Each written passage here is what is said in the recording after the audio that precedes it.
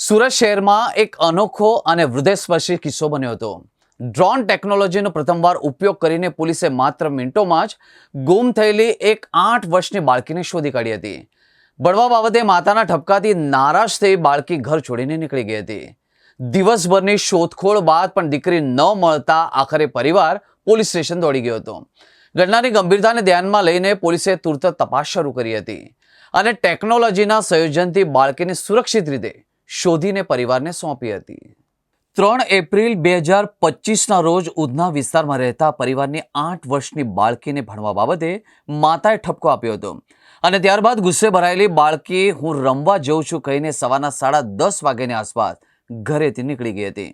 લાંબા સમય સુધી બાળકી ઘરે પરત ન ફરતા માતા પિતાએ તેની શોધખોળ હાથ ધરી હતી અને રાતના 8 વાગ્યા સુધી શોધખોળ કર્યા બાદ પણ બાળકી ન મળતા માતા પિતા ભારે ચિંતામાં મુકાઈ ગયા હતા અને આખરે ઉધના પોલીસ સ્ટેશન દોડી ગયા હતા।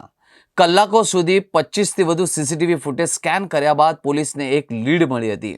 એક સીસીટીવી ફૂટેજમાં બાળકી ઉધના બીઆરસી પોલીસ ચોકી પાસેથી વિજયાનગર શાક માર્કેટ તરફ જતા જોવા મળી હતી, જેથી પોલીસે તુરત જ એક ટીમને ત્યાં જવા માટે જણાવ્યું હતું। પરંતુ વિજયનગર શાક માર્કેટ તો સુરતની સૌથી ભીડભાડવાળી જગ્યાની એક છે। હજારો લોકોની અવરજવર વચ્ચે એક બાળકીને શોધવી એક ઘાસની ગંજીમાંથી સોય શોધવી જેવી વાત છે। ભીડ અને સાંકડી શેરીઓને જોતા જ પોલીસે ડ્રોન ઉડાવવાનો એક મહત્વપૂર્ણ નિર્ણય લીધો હતો। આ સુરત પોલીસ માટે પ્રથમ વખત હતું કે કોઈ ગુમ વ્યક્તિઓને શોધવા માટે પોલીસે ડ્રોન ટેકનોલોજીનો ઉપયોગ કર્યો હતો અને લગભગ 45 મિનિટમાં ડ્રોનની મદદથી અંદાજે રાત્રે 10 વાગે બાળકીને શોધી કાઢવામાં આવી હતી।